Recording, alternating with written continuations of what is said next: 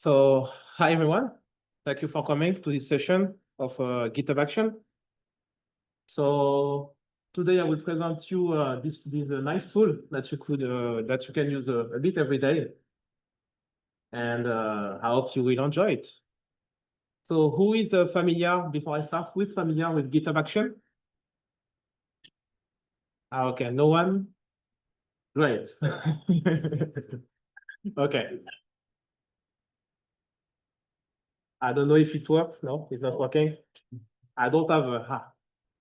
My voice is not very. White noise machine.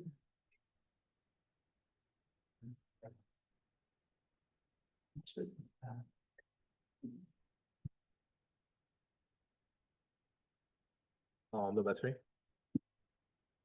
Yeah, is it better? Yeah. Thank you. Okay. So during this presentation, I will try to switch between theory and practice. So if you have your laptop, you can try some stuff. And I will make some break that you can try, and etc. etc. And we'll start. Depending on the time, I will see how everything's going. So let's start. No, it doesn't pass here. Okay. So what I expect you to learn during this, so the key learning objective of this session. So I hope that you will be able to define your own GitHub action and workflow and understand how they work and their purpose.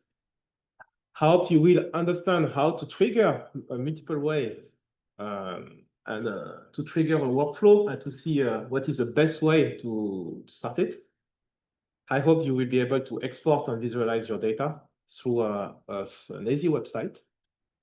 And I hope that you will be able to build some original workflow. So it will be fun, and I hope you will have a lot of imagination for that. So why automate? So at the end, GitHub workflow is a bit like Zapier or Make. I don't know if you know those tools.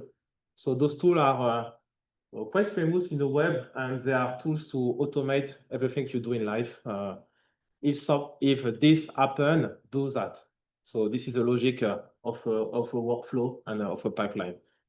So why you want to automate in general in life? So first, to save time. If you have stuff that can be done automatically, it's very convenient.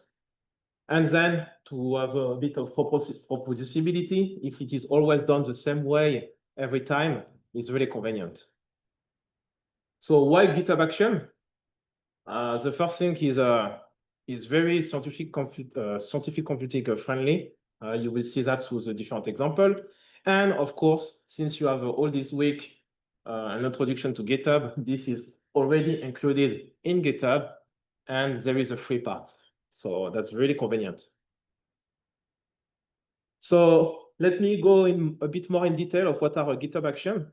So first of all, GitHub Action are event-driven continuous integration and continuous delivery, named CI/CD platform. So this is a concept very famous in software engineering, and in every software, we need this kind of platform to automate test, code, documentation, etc., etc. And everything is running on the big servers that you don't know where they are, or you can choose your own servers. That's a convenient part. Sorry. Yeah. Can you go to that secondary screen and click that blue OK? Okay. Yeah.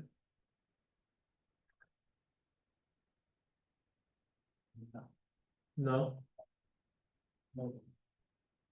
I don't know why that's not. I don't know why I cannot click it.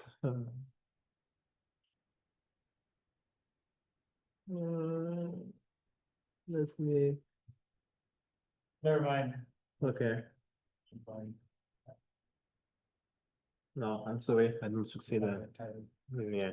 Or maybe presentation. Let me check if I can mirror, and it will be here. And if I switch, can it?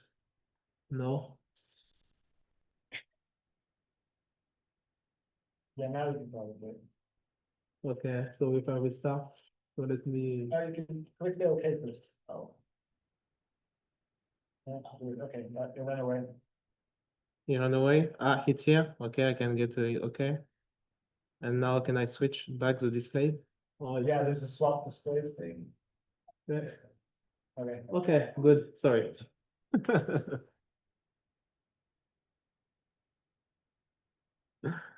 So yeah, so workflows are on GitHub server.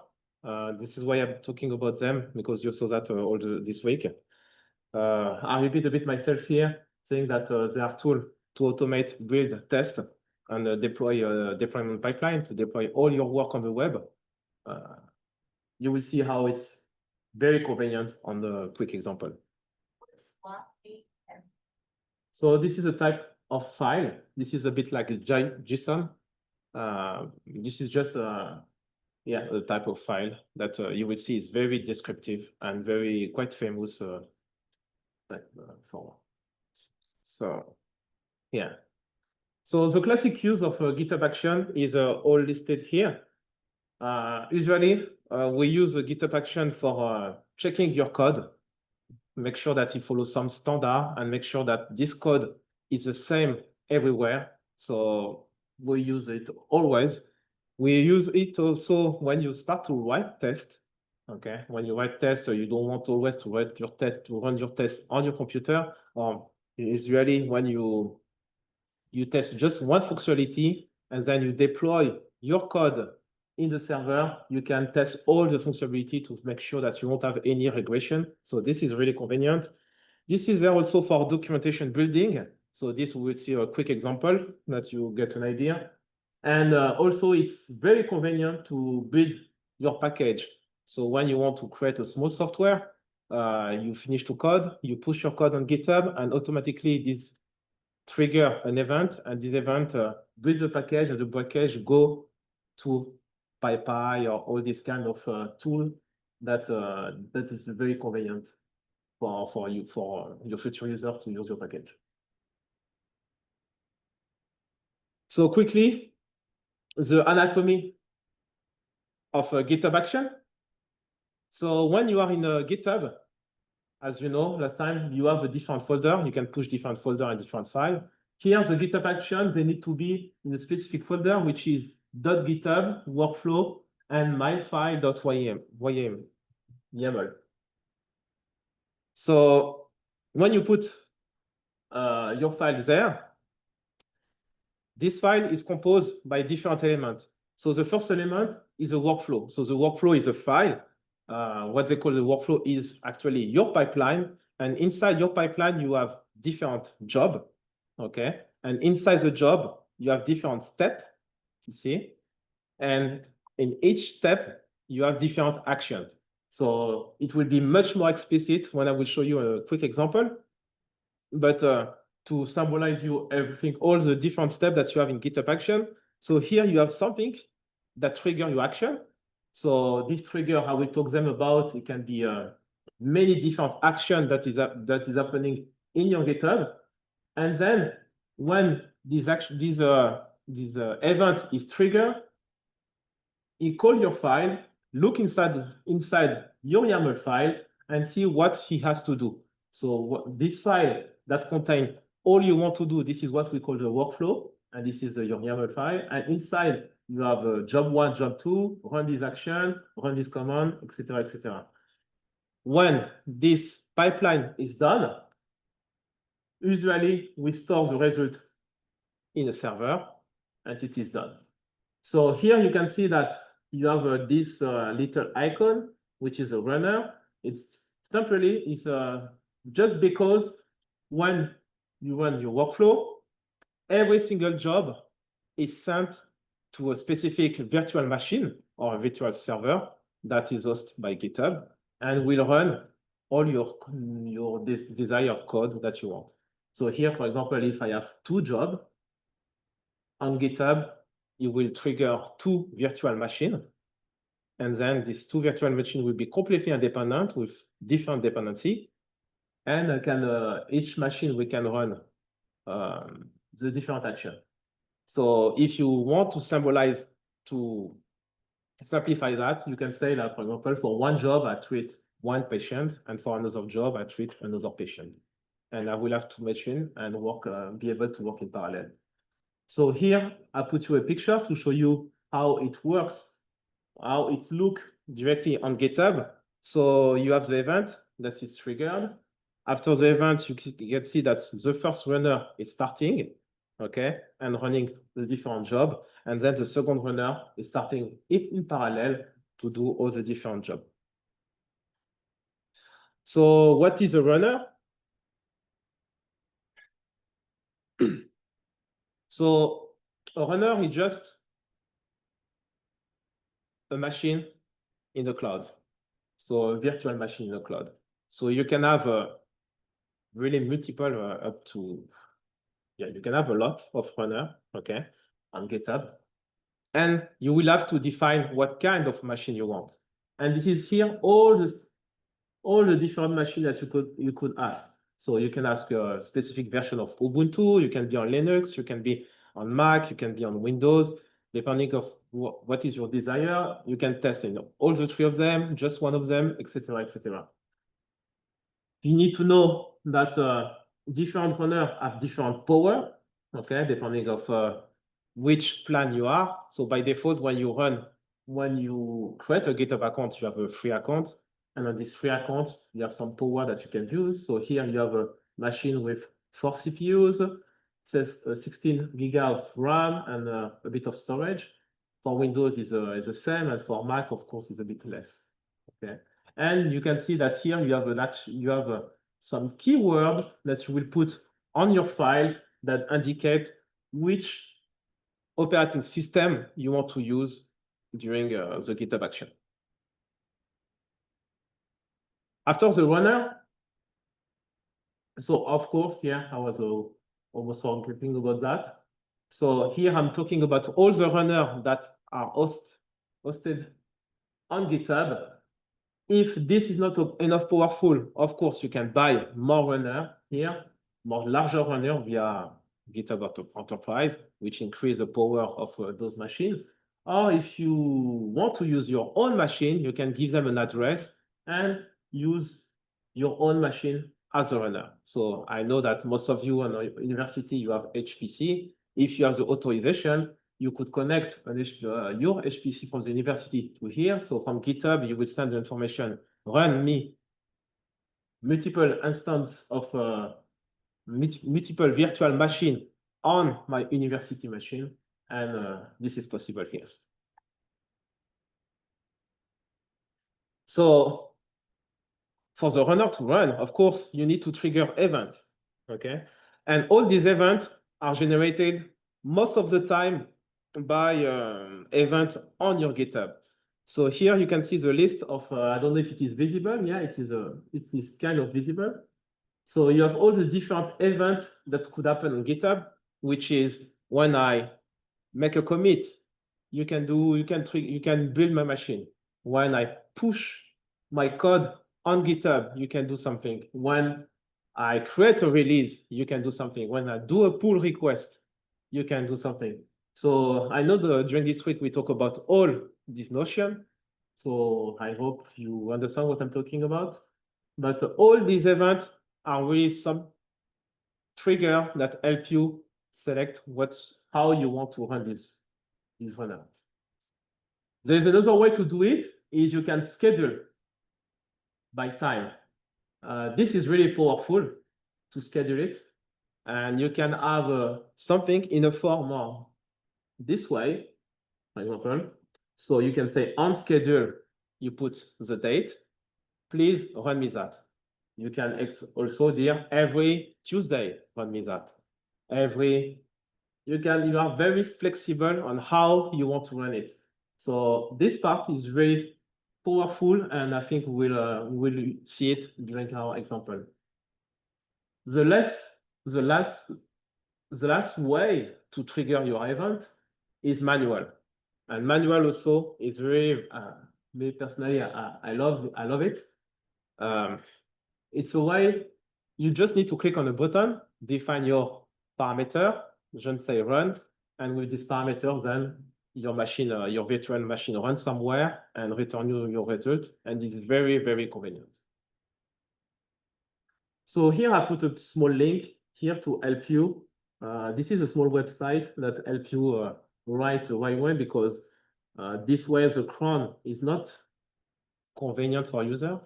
Usually it's quite complicated, but with this website you can say, I want to run it this day, how many times per day, and this will give you the right format how to write the cron task.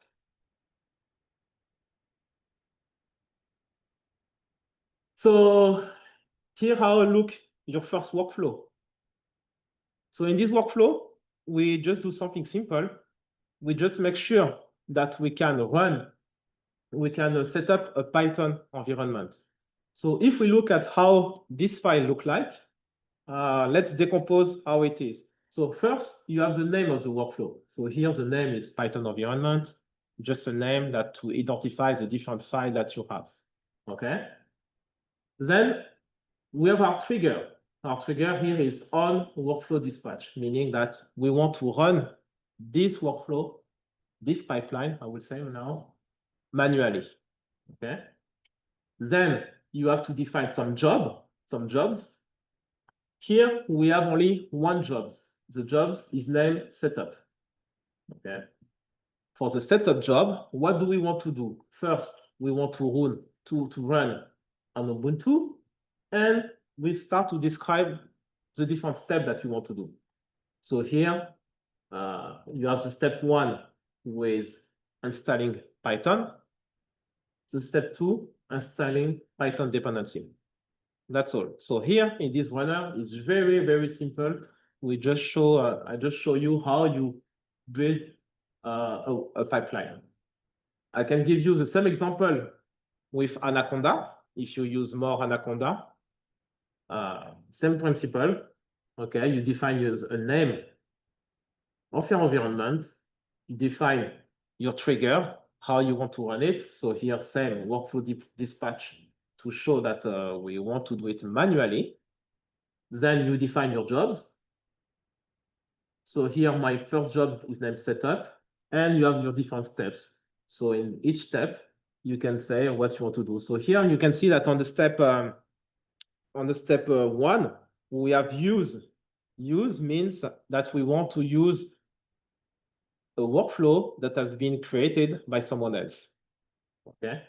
So here you can see that GitHub have already created some workflows that this is convenient, and that let you download Anaconda, install it, install a specific channel of Anaconda with a specific Python version. When everything is installed, here we can install a different package by doing, for example, here Anaconda install. So by just these 2 workflows, we created 2 machines on GitHub that can do whatever we want here. So now that we did this first and basic explanation, do you have any question on that? Otherwise, if you don't have question, we can get started here. So I want you to go to this first link, named GitHub, NeuroHackademy, gh.git. Okay. And from there, you can fork the repository, okay, to have your version. You have some little setup to do. And after this little setup, you can run your GitHub action and see what is going on. So, yeah. So I'll let you start. I will. Sorry. Yeah. I have 2. They're slightly different. The first one, in terms of the runners that are virtual versus local. So, for example, I work with EcoBiogram, which is not a public data set. Yeah. So in theory, I can't have any data on Git. Mm-hmm. Does that mean I would have to use a local runner then? Because if I run any tests that involve data, they probably can't run in the virtual machines if they like Git's virtual machines. It depends how rigorous you are, but those virtual machines, when they run, they are created, they run, they are deleted as soon as it's finished. Okay. So everything is temporary, okay, apart if you ask to save the data. Okay. So run without saving them. Exactly. So here you can download the data, do all your processing, save what you want to save, and then everything is deleted and nothing stays on the machine. So yeah. Sorry, would you mind going to the previous slide? Yeah. So when you're setting up the different like steps, Mm-hmm. the way it's written, does this mean that like, is this all workflows with just one step? Or could you have multiple steps? Because I see that they're all indented, like uses with name, shell, run, that's all indented in one block. So could you then add another step underneath that? Yeah, so here you see, for example, here there is 2 steps. Yeah. There is one step is marked by this dash here. So you have the first step here and the second step here. So they don't all have to have the same structure of like name, run, uses, like they can all be different. There's not a set structure for the actual step. As soon as you wrote step here it can be Okay. whatever you want. It can be really whatever you want. Yeah. Show the next step is. Yeah. Yeah. So I don't know how can I mirror this that I can show you, because here it would be very hard for me to show you live that you get an idea. Yeah, sorry. Exactly. I don't know. You have a own repository or NeuroHackademy? It's the same. Honestly, it's the same. So you just need to go to this link, GitHub NeuroHackademy GH page, and when you do that, you fork, and when you fork, you will automatically go to your own account. Okay.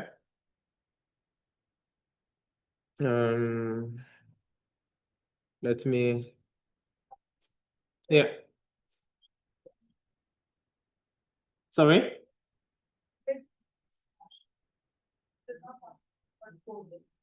So after forking, okay, normally I want to do it here, but I'm afraid that I won't be able to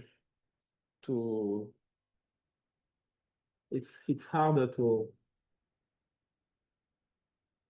Where is it? Okay. So I will try to do it here. It's not convenient, but until I find the mirror. Okay, so here you have your GitHub, okay? Normally you have the button fork where it's here, okay? So you can see that here in this example that I showed to you here, okay? You have the GitHub workflow folder, okay? And inside this folder, you have different workflows, pipeline. So each pipeline does something if I want to do it or not, okay? When I want to set up for you for testing this, okay, you will have first to fork this repository, okay? So here I fork it under my name, and I can create the fork, okay?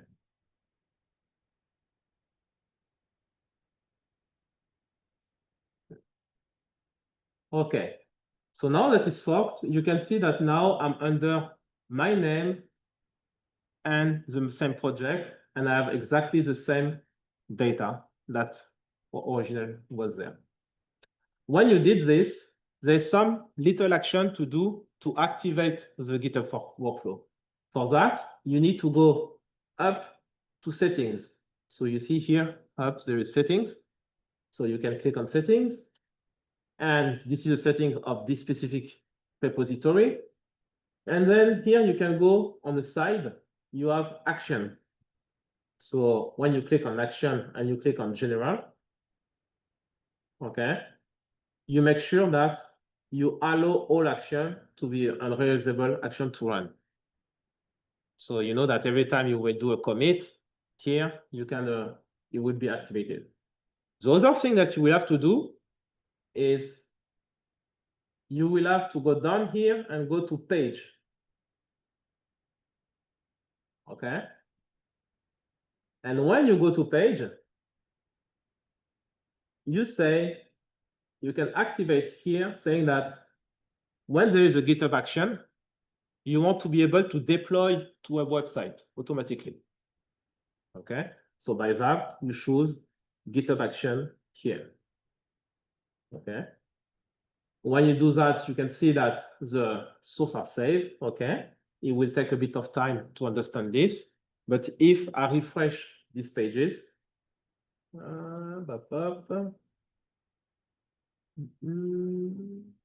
GitHub action. Sorry, I forgot something. Yeah, you need to precise that it will be a static HTML pages. Okay, and click on the button. So when you click on configure here, it show you what it will be, but you don't need to fill that because we already have everything set up. So you can come back. Just come back. Normally it should be good. Yeah, it should be good. Yeah, it should be good normally. Yeah. So you can see that here you have different configuration that if you want a specific domain, so your domain, for example, me sergekoudoro.com, I could define it here, and then sergekoudoro.com will bring me directly to my website here. So that's very convenient. Okay, so now that you set up all of that, let's come back to the code here, and let's look at the first GitHub action that I was talking about, which is here where intro to Python. So you see again what it was, okay, where we say that we want first to run this workflow manually. So this will be our event, okay, and this is a different how many jobs we have. We have only one, which will be set up here.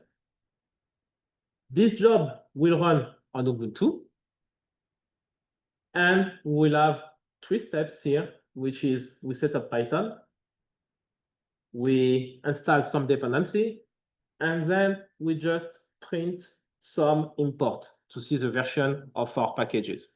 Okay, very simple. So now how do I start this workflow? So to start this workflow, you just need to go here on the top to action. Okay. So here I understand and I enable them. Okay. And here you can see that you have all the action that we created before. Okay. So let's go to the first one that we were talking about, which is intro to Python. And here I just need to trigger, I want to run this workflow. Okay. So if I trigger run this workflow, okay, you can see that it has been triggered. So this is our event. So I need to refresh because it doesn't show it. And you can see that here our workflow is run. So what does it do? If I click on this one, you can see that it's still running, and you see that the steps are appearing in detail. So I will click on them. And here you can see that everything is working. So what did he do? He started a machine, a virtual machine in a server somewhere in the world, I don't know where. After that, he started to run our first action, which is set up Python. So if we open, you can see that he look at the Python version and he start to install Python. So there is a ton of action, and he said that everything was successful. We can look in detail what he did and check. When he did that, then we install the Python dependency. You can see that he run our command, pip install numpy, scipy, dypy, and you can see everything that he ran. Everything went smoothly. Then he ran what we asked him, our hello world, which was just Python and print the version. And you can see that our version has been printed here correctly. Okay, yeah. Don't get where is it installed? Assuming that create the Python environment on your GitHub. So here, no. In this example, I will come to that after. Okay. But here, no, he just he just do what we tell him to do, meaning that when you click on run, he starts a machine, a virtual machine somewhere. Okay, this machine is completely empty. There is nothing. There is really nothing on this machine. Then on this machine, install Ubuntu, because we told him to install Ubuntu. So install Ubuntu. Then, since there is just Ubuntu, we need other stuff. So he install Python. And here we just tell him to install a package and then to run that. So this machine just have Python, or Ubuntu, which is our operating system, Python, and that's all. So it's really completely empty. It doesn't have a repo. You have really nothing. So this was just a demo how to run a virtual machine somewhere in the world on the GitHub server. Yeah. So that's convenient. We know now when we do that we have some compute server that is running somewhere. Okay, you can see that you have a check when everything goes well. If there were any mistake, you will have a cross with some explanation.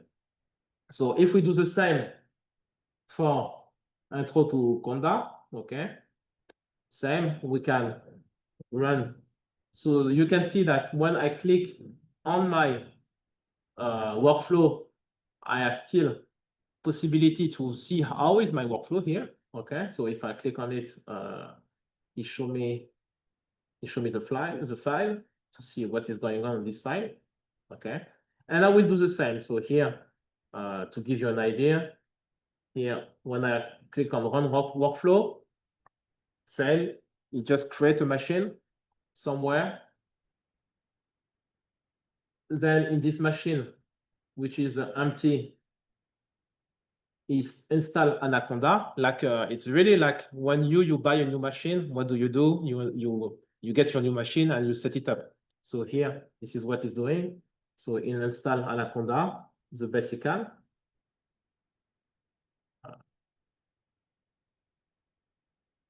After installing, it will install some Conda package. It will test that we can import them, that everything is going well. And that's all. That's all in this example. Okay. Is it okay for everyone? Everyone test it? Yeah, it's working for everyone. So you see, we can all do it in parallel because he creates machine for everybody at any moment as soon as we request it.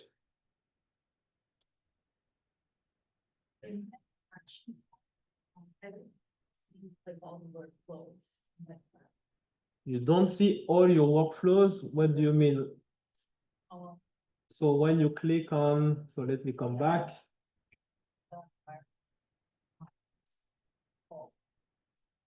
You don't have intro Conda environment?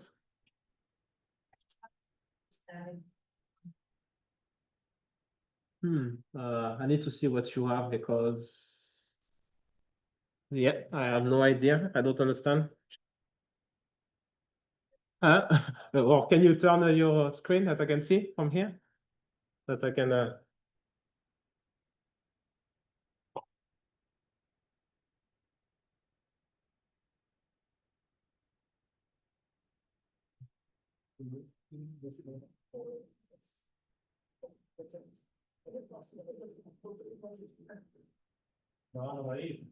Can you put code?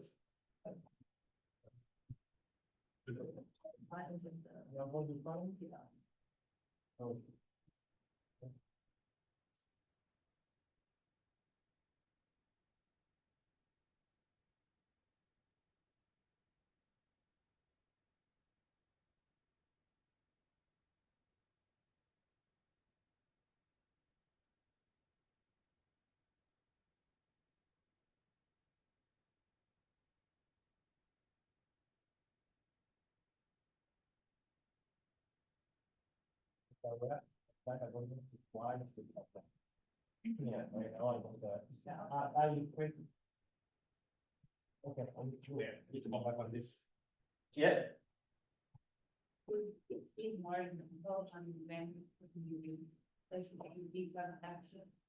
I'm going to, yeah, I will give some example. maybe like a big overview, because I'm not sure like why should I use it? So, question, why you should use it? I will come back. Okay, yeah. Like I said, the main task is to automate. Okay. It's one part of the exercise is thinking, what can you automate? Okay. For example, here I have a small example here. I was going to go later on it, but imagine you have a pipeline that you are satisfied. Okay. But you don't want this pipeline to take all your time on your computer because you are working on something else. You push it on GitHub. Okay. You set up your workflow. You run it. GitHub allow you 6 hours of running. So you can run all of that. And during this time, you have your computer free to do whatever else you need to do. Here, I have a basic example. Yeah. Exactly. Always. You always create a virtual machine and every time it starts from new, from an empty machine. Yeah. And did I add some powerful stuff? Because now I just figure out that in my lab, we are using a server and we have a big server where we are running all the stuff. Yeah. So it's a bit the same. Mm-hmm. So is there any, yeah, sorry, maybe I. No, it's Yeah, so yeah, so because I have a server, should I also use this? Is there any other thing that I can do? we will go through that. Okay. We'll go through that, yeah. Yeah, everyone has a server, everyone has a system. Me too. On my university, I have a server and a different system. So that's true that I use it for the main usage, which is testing, generating documentation, and et cetera, et cetera. Every time I push a code online, I know that I don't have to think about it. It will be tested and everything will run automatically. Okay. And I don't have to do it on my machine and I can switch to something else. And if there is any error that I didn't think about, I will receive an email with a report. You see what I mean? So this is something very convenient here. I can give you another example. So this example that I created that show you is really a basic example, very basic. It does nothing particular. I call it process data patient data. It doesn't do that. I warn you. I just wanted to give you an example. So if you look at this side, what do you understand, for example, here? So here you have the name of the workflow, like usual. Okay. Here the workflow dispatch, meaning that we can run it manually. Okay. In this workflow dispatch, the difference than before is this time I give him some input.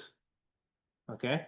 I tell him I want a patient name as an input. I want a session name. I want to remove the skull. I want to denoise, and I want to save my data because I know that after everything is the machine do all the steps, is auto-destroy himself, and I don't have any results. So this time I want to save them somewhere. Okay.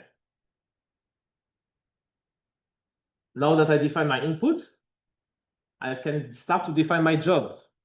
Inside my jobs, I have one job here. So my job will run on Ubuntu. So it will create me a Linux machine. Okay. And here will be the steps that I will do. So this time, you see that the question that you were asking, this time I want my repository. So I want you to look on my, so I check out my repository on my virtual machine. So what it will do is we'll start a new machine, install Ubuntu, then it will do git clone this GitHub repository.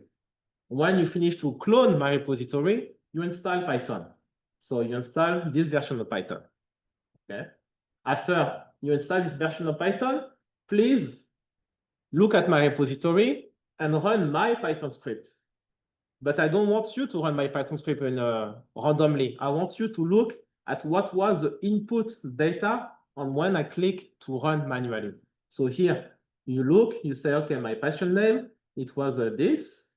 My session name, and what I wanted to do. And when I finish, please upload the result somewhere. Okay. So if we look at this example, here we will see that I had a Python script named process_patient.py. So if we go back to the code, since we're asking to git clone this event, you see that here I have some script on my GitHub, and I have a process patient data.py here. Okay, so if I open it, you can see it's really basic. I do really nothing particular. I use the argument parser to be able that my Python script have some input data. Okay, input a string. Yeah, so here there's nothing particular, and it just parses the string, and then I create a dictionary to show you. I create a dictionary here to show you that I can read my data from my input, and then I just print them. Okay, and I save them as a JSON file. So this script is really basic. It doesn't do anything particular.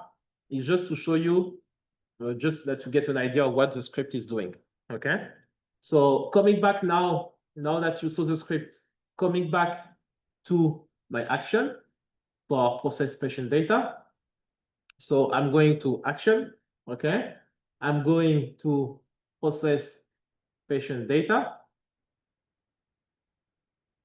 And here, I want, like before, run this workflow. But you can see that the difference of this time, I did almost nothing, but I have a user interface now. And in this user interface, I can decide which patient I want to treat, or which session I want to do, or which whatever. So here, for example, I will put my up SK. I will say a session here. I put like this. In this session, what do I want to do? Maybe I want to remove the skull, and I want to save the result, and I don't want to do the noising. Okay, and I say run my Python script, kind of. Okay, so when I click on run, as you know, it creates a machine somewhere, a virtual machine, and then we go through all the steps. So my step. So here you see it was very fast. It did everything very, very, very fast. It took 5 seconds to do everything. So what did he do? He created a machine, check out the repository. So git clone, you can see that here, he look at what is a checkout, he look, and then he get all the data of your repository. So now you know that on this virtual machine, you have all your code. Now that you know that you have all your code, he set up Python, like before, then he ran our script that we said that we'll do. So he did Python, my script that was on my GitHub repository.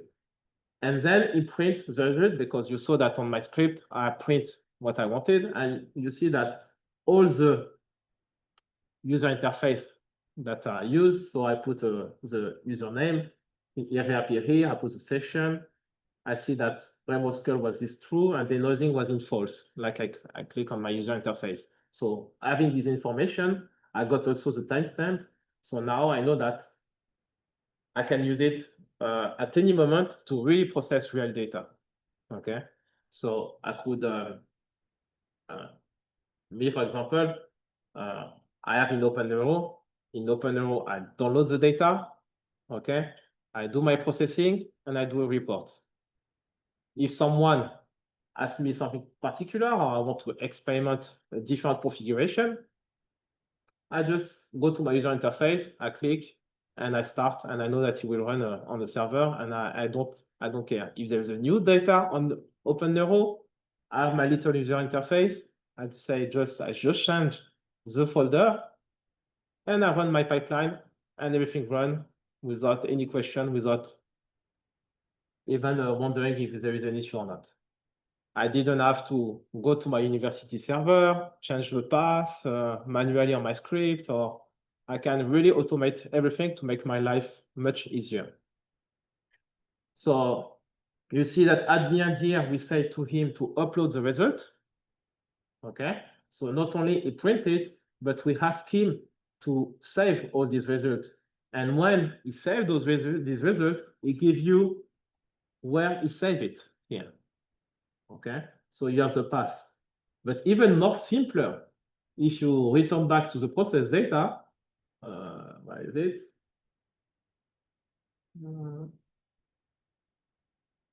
Sorry, if I click back on this, you can see that he creates my folder here, artifact. What is the data that I ask him to save and that I can download for myself. So if it was a Nifty file, he will just save it here and I can just click it to download and check the result. Or even better, I could just run it and send the link to someone, say, hey, you can download it here. Okay, if the results are not sensitive, kind of. If it is just a CSV or just basic result, you have the link, you give the link, the person can just download it super easily. Yeah. Can you ask him to save it somewhere? Choose where you want the folder, the file to be saved. So you can do everything you want. You can't imagine how much. So the challenge usually is not what you can do, it's what you think you can do. And if either the action already exists, and if it doesn't exist, you have to build it yourself. You see, for example, in your case, when you ask what you want to do, let me go back to GitHub action here, because I knew that this was coming up. No, why have this? Here, for example, I use a tool named AirClone. Okay, so this tool. So I create my workflow here, so you can see my workflow. I do nothing here, but it was just for example purpose. So like before, I use only when I want to do it manually, but I could do it every time I make a commit. So on push on my branch, every time I do a commit, you do this copy, or even better, I could tell him here every Friday, run this thing and send me a report. Okay. And here what I'm doing is just basic, is I get all my GitHub repository, so I clone it, and then I upload it to Google Drive. So I have a secret that you can configure on GitHub. And when you have the secret on GitHub, I know that every Friday at a specific time, it will look at specific data, run my process, and send the report on my Google Drive. It could be Google Drive, it could be whatever storage you want to use. Usually you will need a secret to see where it's not public. So you always need a secret for that. But this is a convenient part of it. Any question? No? Okay. What time is it? Because something. Okay. Okay. I wanted to go back to my presentation, but it went differently, completely out of, yeah.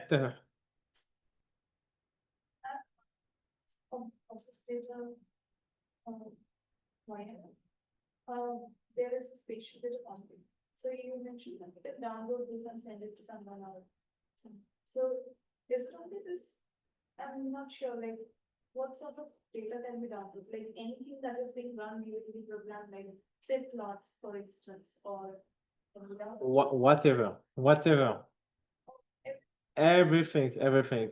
You just need to know that on GitHub, when you're in a free plan, you have a limit of size, but everything you want to send, it can be everything. It can be nifty. It can me. Usually what I'm doing is I generate a lot of information and then I create a big zip, and then the zip, they can download it.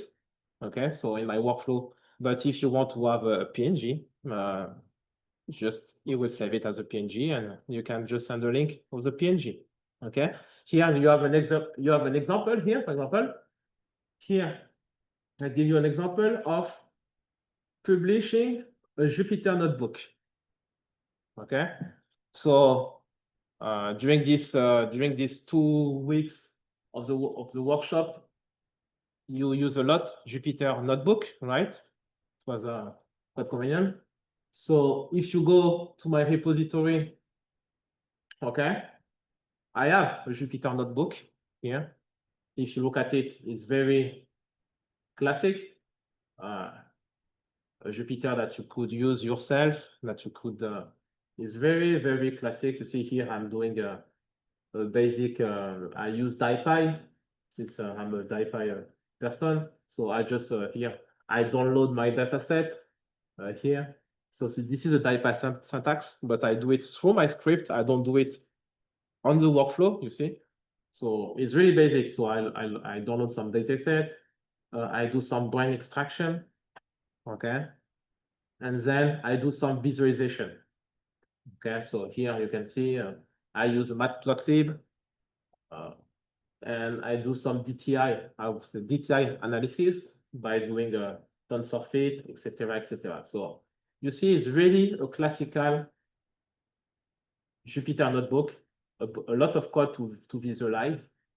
Okay, but it just to give you an idea of this Jupyter notebook.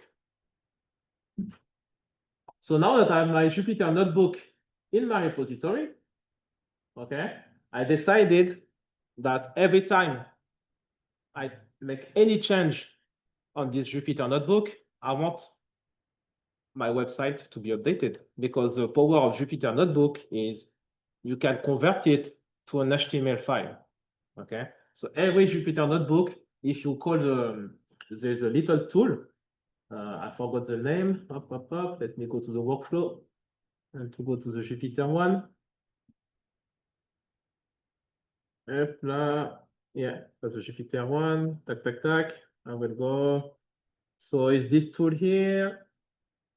I don't see well. Sorry, this one is a slightly more, yeah, it's a Jupyter NP convert. Okay, so when you code Jupyter NP convert and you say which format, so you can say in LaTeX, you can say in HTML, you can say in PDF, you convert your file in the right format. So it's very, very easy for this part. So let me go back to action. So I go to my Jupyter notebook here, okay? And here, again, workflow dispatch to run it manually. I could do it regularly. When I click on run workflow here, you can see that I can decide on my repository which file I want to run. I decided to do it like this because I want just one file to be shown on my website, but it could be whatever your imagination, right? Here I decided to say, okay, if someone asks me if my supervisor, for example, asks me for a result, I push my code on GitHub and I go to my workflow and I say, okay, generate a website for this one, and I will send him the link of all the results on this website, and it's easy.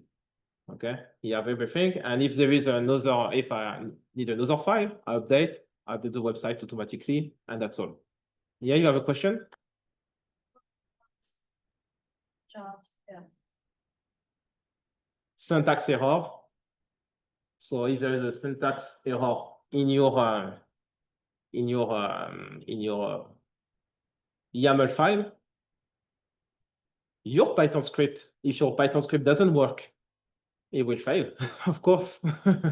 So you have to make sure that your Python script run, okay? Or usually what can happen is you make error in the path. Or if you make some error in the path, it will fail. But apart from that, I don't see any. Yeah.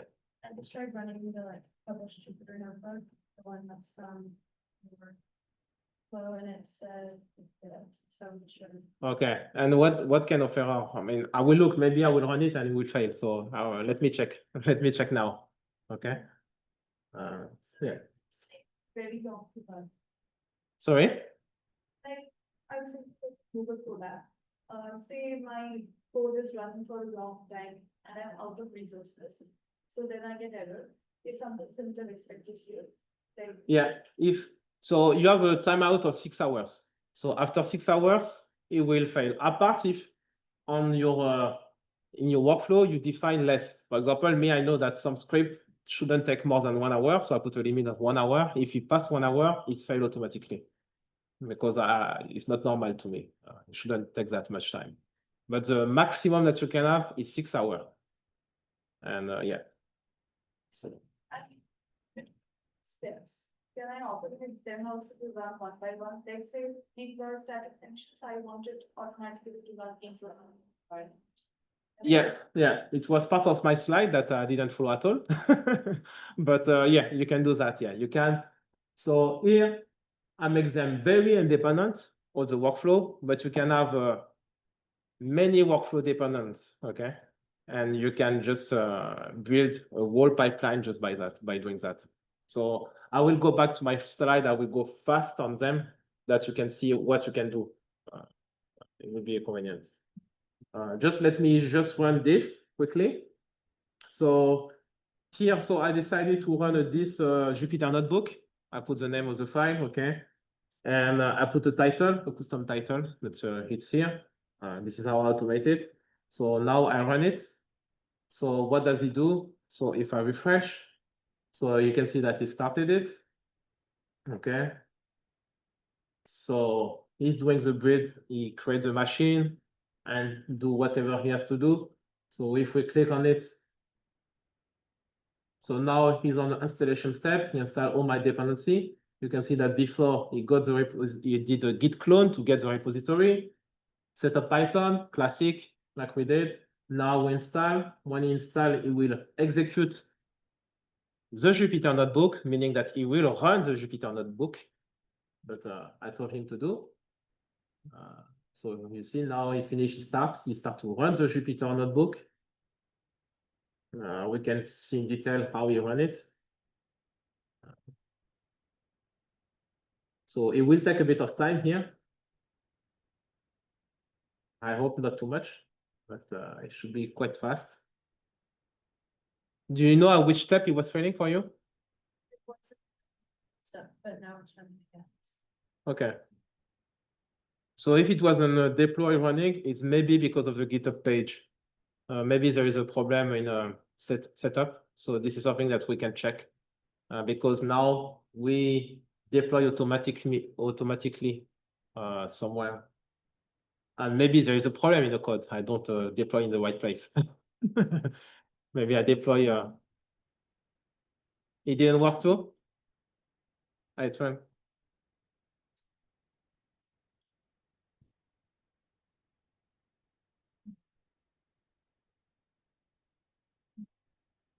Okay.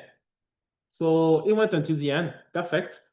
So what did he do? Let me go back up. So as a reminder, up là, so we convert our notebook to an HTML page. But before that, we of course run it because when we run it, we generate some images. Okay, when they are generated, then we can convert in HTML, and then after that, we deploy to our website. So here you see my website address will be here. He told me your notebook will be now available at this address. Okay, and if I click on this address, you can see that now I have a website that you can all go. You can, if you want, you can all go to this address, and you will see that it's available to the world. I have a website that explains my code, the Jupyter. So load the data with some, of course, some information. Then the print that I have on my Git on my script. All I did on my Jupyter, and here is a visualization. So here I have my data that is visualized on my website. Okay, I have my analysis. Okay, and yeah, everything you wanted to print and to show is here on your website. Okay. Yeah. I think we got it. I need to change The what is it? GitHub page settings. So set them to GitHub Actions. Yeah, exactly. Yeah, it was that. Yeah. Does that always need to stay like that then if you want to generate HTML? If you want to do it through GitHub Action, it's better. But if you don't want, because you can do it in another way, very manually, via a branch, etc.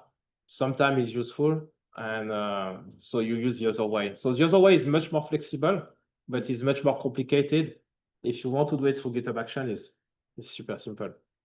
So here, for example, you could do your own website with Jupyter Notebook or with whatever tool. You do your own website, you deploy, and up you have your website. And if you update, you see that the typo, you git push, and automatically is updated, and everything is for free. So very convenient for everyday life. And since you can already use it for your work, why not using it for your daily life also? So yeah. So exactly. So this was a quick example. So here I didn't finish other example, but I wanted to show you. I didn't finish them. I apologize for that. I will try to finish them this weekend. That make sure that they work, that you had an idea. But here you could have an example of OpenNeuro dataset processing. That same idea where you can run the workflow and you decide which data set and you run what you want to run. And also I try to be since it's open to everything, I try to open my imagination and imagine you could have what is it? Literature review alerts. Why not? All right. So here, if you look at my literature review search, my YM, so I told him to run, you see, daily at 9 a.m. So every day at 9 a.m., I have my GitHub Action running automatically. I can also run it myself. Okay. And I told him the different steps that he has to do. So here you can see it's very, it can be big. Okay. Actually, I can see that here this is wrong, because now I use GitHub Action and I don't use GitHub. So I change a way of doing it, but this is wrong. I will update it. But what I'm doing is I'm getting Python. I install the necessary dependency. So Beautiful Soup is for parsing a HTML page. Okay. And then I just run my script here, which is literature search. And this script actually go to Google Scholar, look at some keywords that I want. And then following this keyword, he gets a paper and then he ranks them. And so I have one that sent me an email, but it's much more complicated because you need some secret. But this one just generates a HTML page that I can go if I want. If I don't want, I don't go, but I know at least it's there every day. So you have this thing, you have, I have another one is a grant deadline tracker. Knowing if there is a grant in my interest and when is the deadline, and you make me a small report and you avoid me every day to go to the website. In any case, I'm not going to do, apart when I need money. So this is academic use. There's multiple use. You can, for your daily life, you can, yeah, there is it's really convenient. Let me come back to my slide that I can finish to give you all the possibilities. Hopla.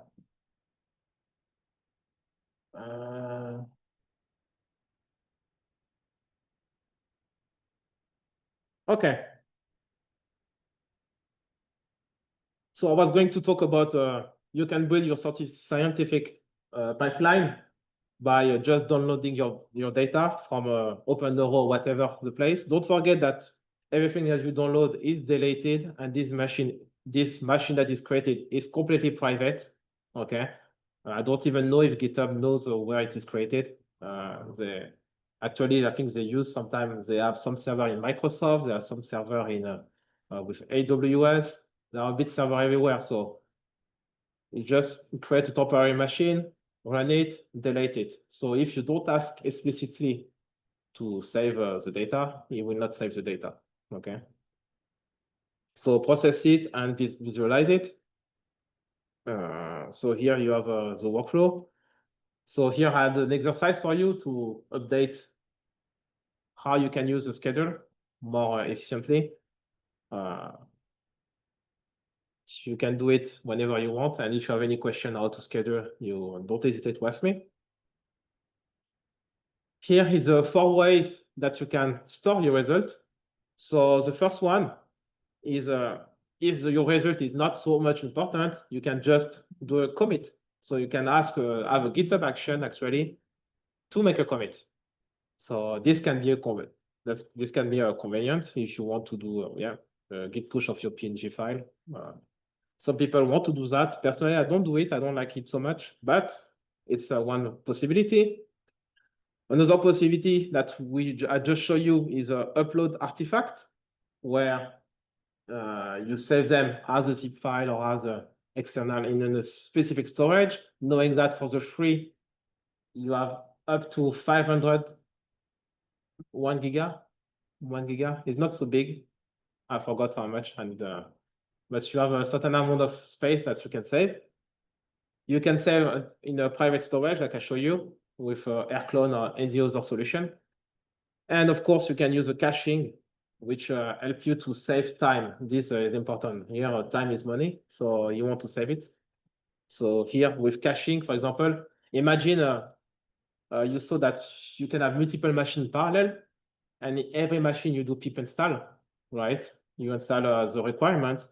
If you use this cache, you can just do it once, and then all the other machine will reuse what you already installed. If it is on the correct environment, if it is in Linux, why reinstall 3 times in these 3 different machines? You will check if those packages already exist and just install them. So that's convenient. Wait time. Then you can download the artifact either through the user interface, like I show you, or you can via a link or via a command line. Okay. So here you have an exercise to save. So here I show you how to save in a personal storage with here AirClone to synchronize with Google Drive. And I'm going with a chapter of how to scale all of this. What did I do? I'm lost. Oh, yeah.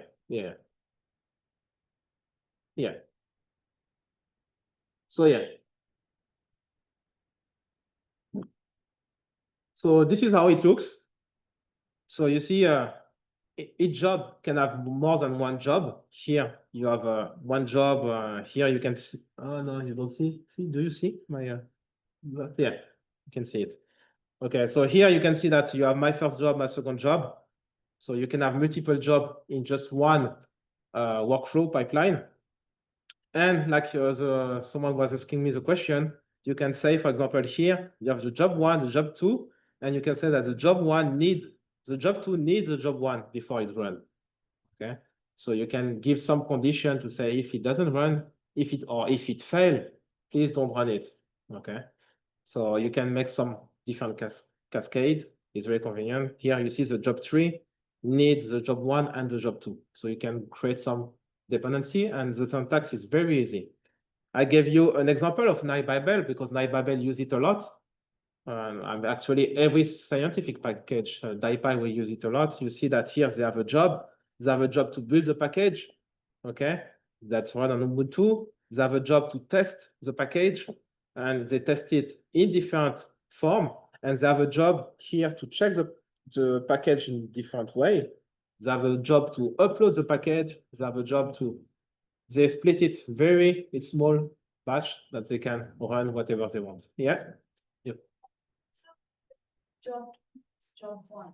Say I'm having some artifacts from job 1. Can job use those artifacts as inputs to process something? Yes.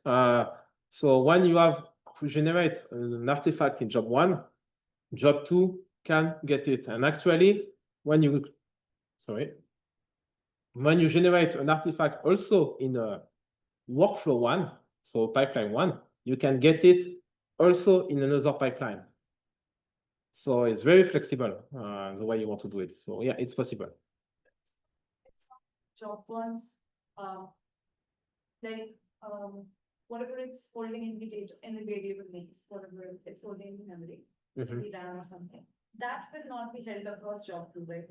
Well, if the same variable name exists in job two, it will not have that. No, because as you can see here, so here is not visible really.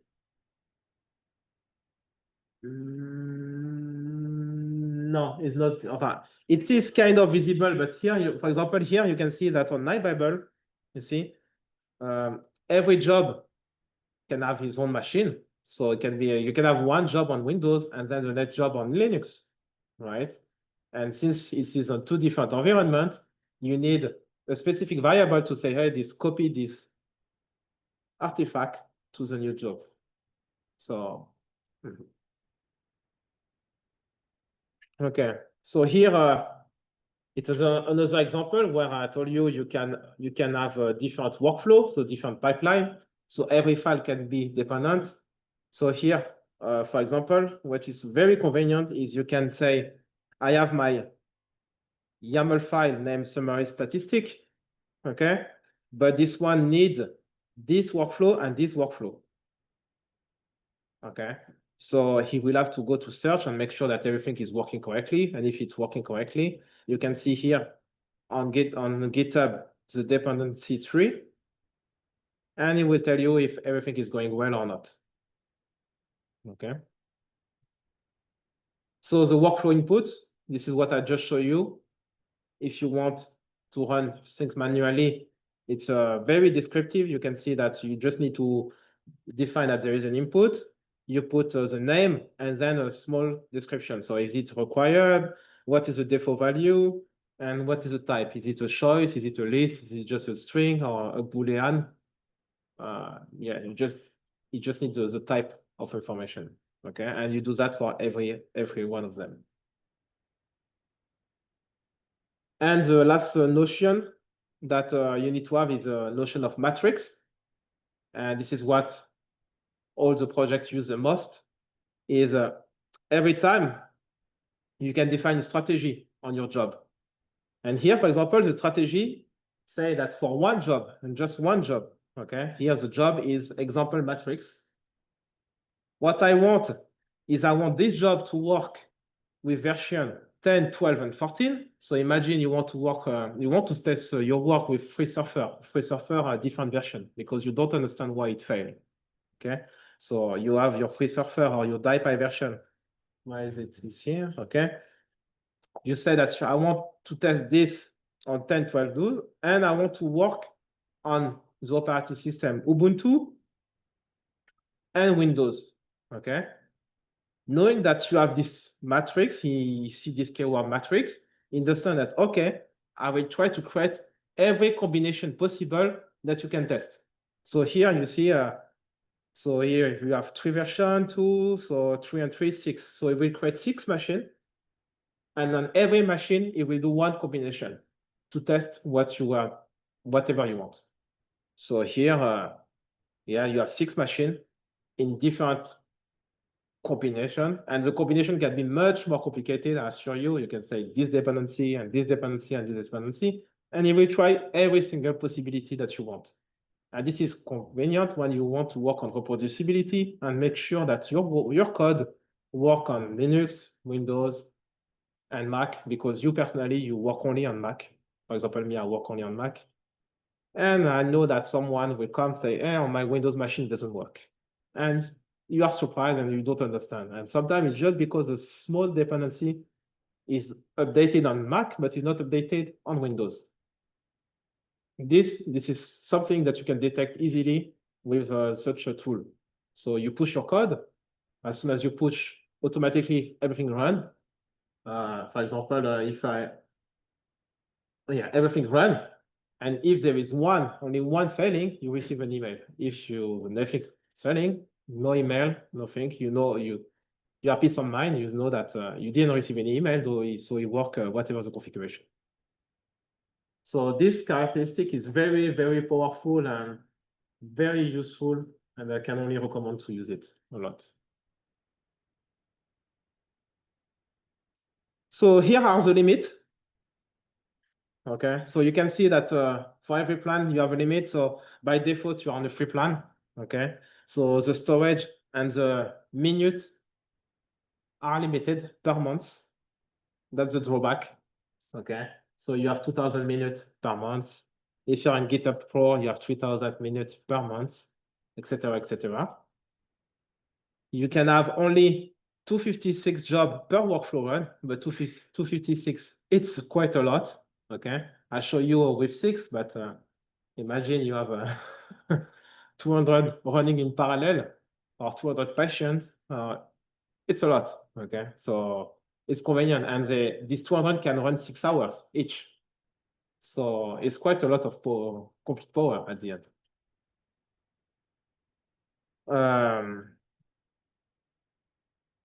So 6 hours, 2,000 minutes. But the good part is, please apply for upgrade. There is GitHub education. You apply for free, and you go to Pro automatically. There is a GitHub Copilot, for example, also, which is linked to GitHub Action. And if you apply as a student, it is free. If you apply as a professor, as every academic, you got all this service for free and upgraded. For example, me, currently, I'm in Pro, and I'm in a GitHub team for our open source project, because for large open source project, they even give even more stuff for free. So if you are active as a maintainer, you don't even need to be so active. You just need every commit every week on the project, and you subscribe, and they switch to you for free. And it's very convenient. I mean, if I give you a basic example, let me go back to here. GitHub. So our project DiPy.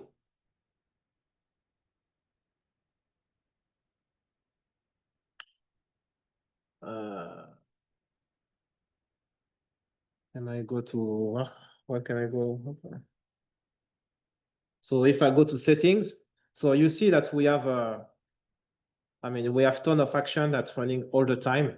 For example, here you see I have a build and upload nighty wheel. I build every night the package, make sure, and I upload it to Anaconda for everybody. And I know that it's done automatically. And if there's a problem, I receive an email, and it's very convenient. But this is not what I wanted to show you. Is because DiPy we applied such a program, and we run it like crazy, a lot. If you go to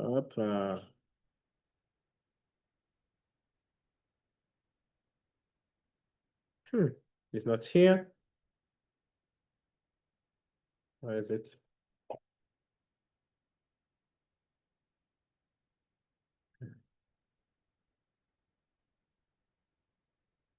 So if you see our billing,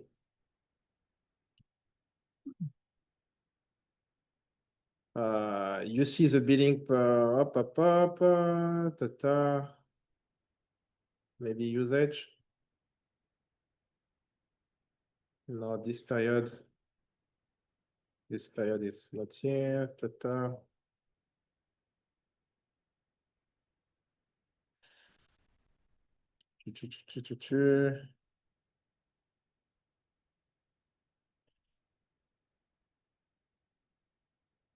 Okay, I don't find what I wanted to show you.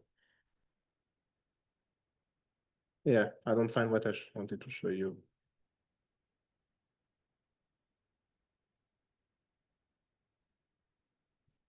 For example, last year in 2024, no, it's not found. So look for, it's been yeah, it's been since January. Like I say, we use it like crazy, and you can see that we have it we spend almost 10K. And at the end, it's free because we are part of education, and we are part of, we combine education and a big open source software, and they bill us zero because yeah, of this combination. And if you don't know this kind of information, this is something that we could pay a lot because we run like crazy, every possibility, we want to be the most flexible and work everywhere for everybody. But it's just to give you an idea that, yeah, it can seem sometimes expensive, but there is ton of possibility for you to have it for free when you stay in academia and with your student status. Okay.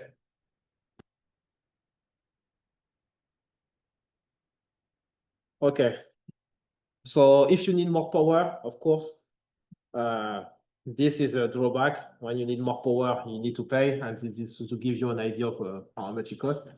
I don't think you will need it. And if you need GPU, same.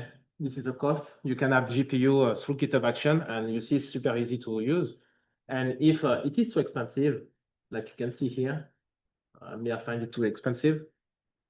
The trick is you open Amazon yourself. Instead for letting them doing it, you do it yourself. You open Amazon. You say you give the link to GitHub, and now the cost decrease from 10 times, even more at one time. So this is a trick if you really want some GPU and your university is really willing to pay. Yeah. So I just show you how to use a Jupyter notebook to build a website. Very convenient. And of course, you can save the artifact. I didn't show you before, but this was let's try it. It was for now. And other idea that you could have here, so literature review system that I wanted to show you, and the grant deadline tracker that I wanted to show you, and a small reminder of what you learned. I hope you like this presentation, that you got an idea of what is a GitHub action and how you can use it, how you can trigger it manually with a timer or via Git push. I hope you will be able to build for a large data set. Me, I know that, for example, I have the first workflow who is taking my data set and split it in multiple pieces. And if the split is well done, then I have 100 workflow treating every piece. And then I have another workflow who brings them back. It's a strategy to do. And it's free, so why not? So yeah. So then some reflection, if you have any other idea of how we can use a workflow. We have 0 minute, 1 minute. If you have some reflection, and a reminder of the DIPA workshop that we do every year. So that's all.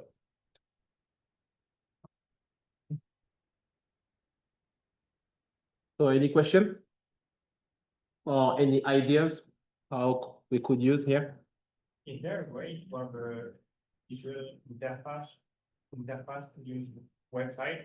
Because sometimes I have Mac and I cannot have a website because it's only developed on Linux or Windows.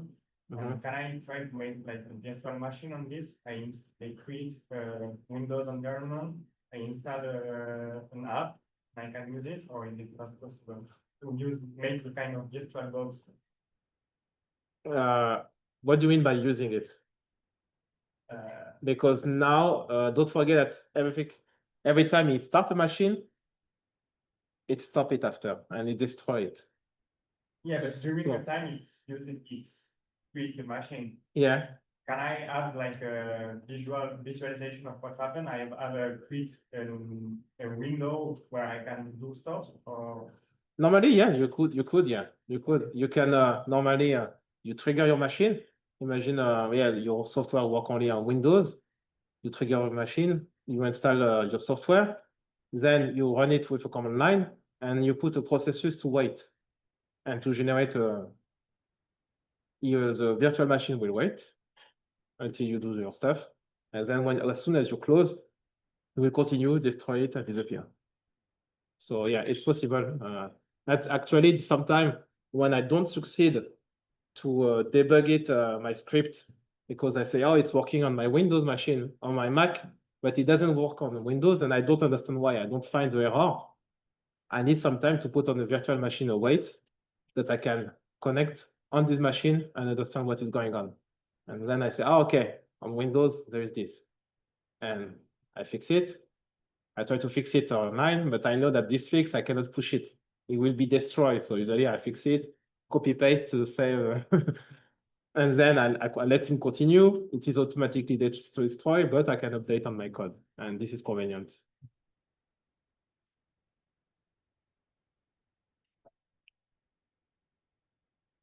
Any other question? No? Okay. Thank you all. And if you have any question on GitHub Action, don't hesitate. I use them a lot every time. So yeah. Yes.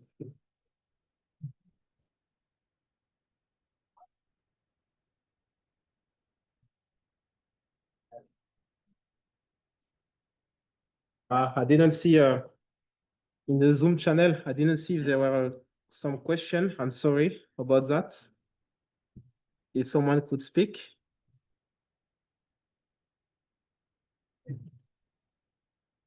Let me go to the Zoom, to the Slack, sorry.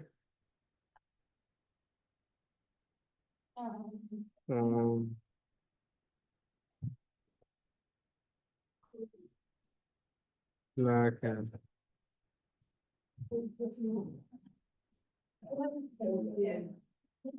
No, okay, no particular question. Thank you all also online.